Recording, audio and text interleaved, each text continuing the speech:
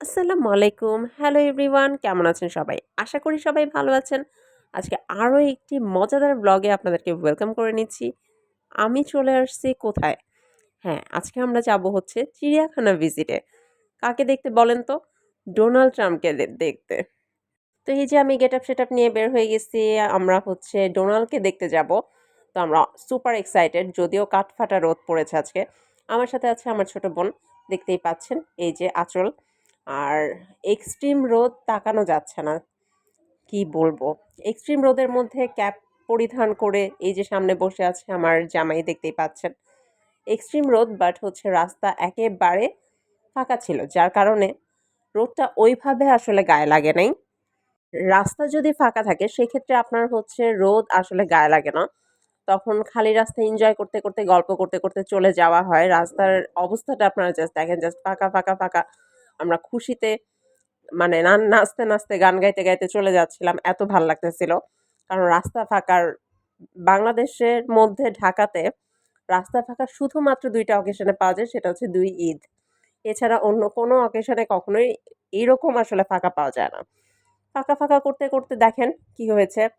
চিড়িয়াখানার সামনে এসেছি আর আসার পরে যে পরিমাণ ভিড় দেখেছি, আমার মনে হয়েছে যে আমি সারা রাস্তায় যে বললাম যে রাস্তা ফাঁকা, রাস্তা ফাঁকা, টোটালি ভুল বলে ফেলছি। এজন্য এক্সট্রিমলি সরি। তো আমরা এখানে ওয়েট করতেছি কার জন্য? মিস্টারের জন্য। ওই যে মিস্টার চলে আসছে। যাই হোক, এখন হচ্ছে আমরা চিড়িয়াখানার সামনে গিয়েছি। চিড়িয়াখানার সামনে মিস্টার হচ্ছে টিকেট কাটতেছে। আর এই দেখেন অবস্থা, ভয়ংকর ভিড় ছিল। মানে জাস্ট একটা মানে ডোনাল্ড ট্রাম্পকে দেখতে এত মানুষ এসেছে, কি আর বলবো। আমি জাস্ট ভিড় দেখে ভয় পেয়ে গেছি যে আসলে ভেতরে যাওয়া উচিত হবে নাকি হবে না। তো চলুন ভিতরে যাওয়া যাক। গাইস, আমাদের অনেক তেল ঠাডা পড়া গরমের মধ্যে আমরা চলে আসছি চিড়িয়াখানায়। ভিড়ের অবস্থাটা জাস্ট দেখেন।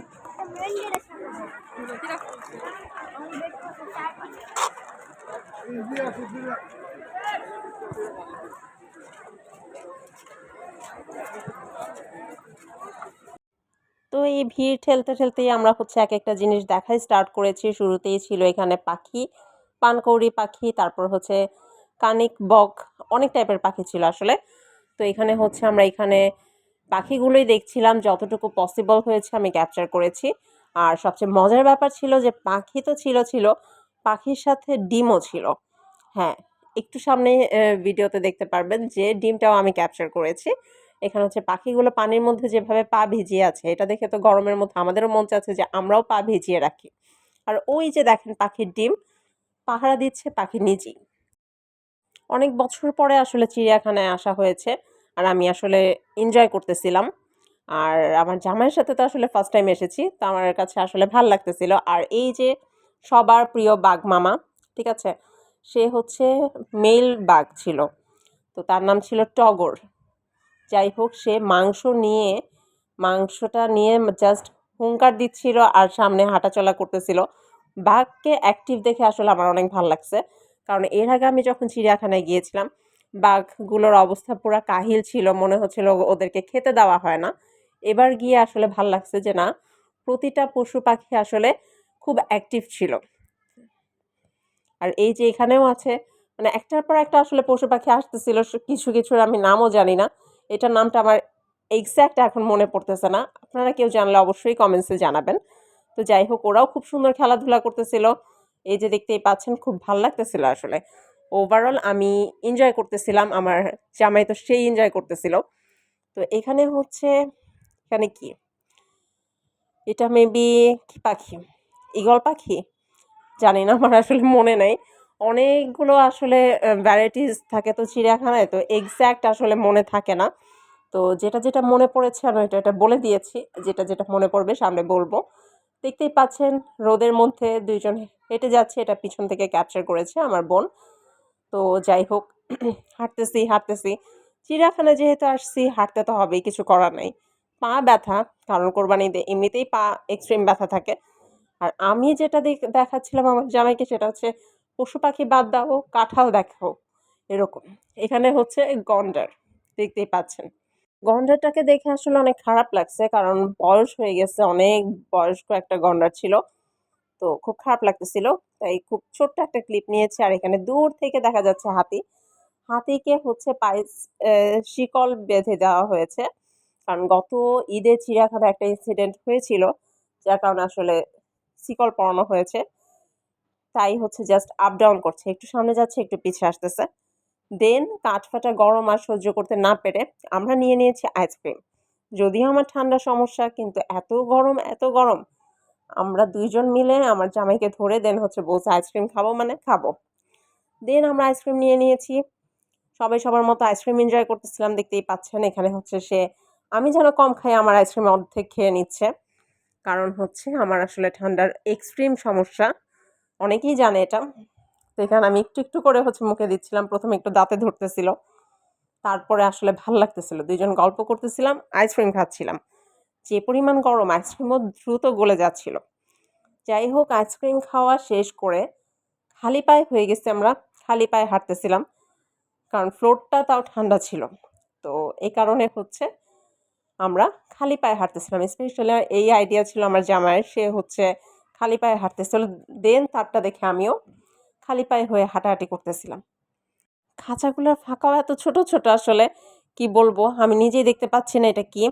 কিছু একটা ছিল। যাই হোক, এটা হচ্ছে জিরাফ। দেখতেই পাচ্ছেন, দূর থেকে দেখা যাচ্ছে। তো আমরা হচ্ছে যতটুকু পেরেছি আসলে ক্যাপচার করা গিয়েছে। দেন হচ্ছে জিরাফ শেষ করে এটা মেবি গাধা ছিল।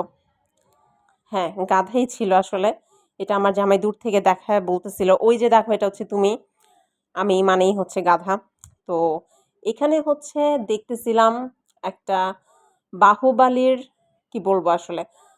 বাহুবালির মহিষ। বাহুবালির মধ্যে যে কালো একটা মহিষ থাকে, ঠিক ওইটার মতোই এই মহিষটা ছিল। খুব সুন্দর ছিল। কিন্তু আমার ফোনটা ব্লার হয়ে গিয়েছিল, যার কারণে ক্যাপচার করা যায়নি। আর এইখানে দেখেন ভিড়। এই ভিড় কিসের জন্য বলেন তো?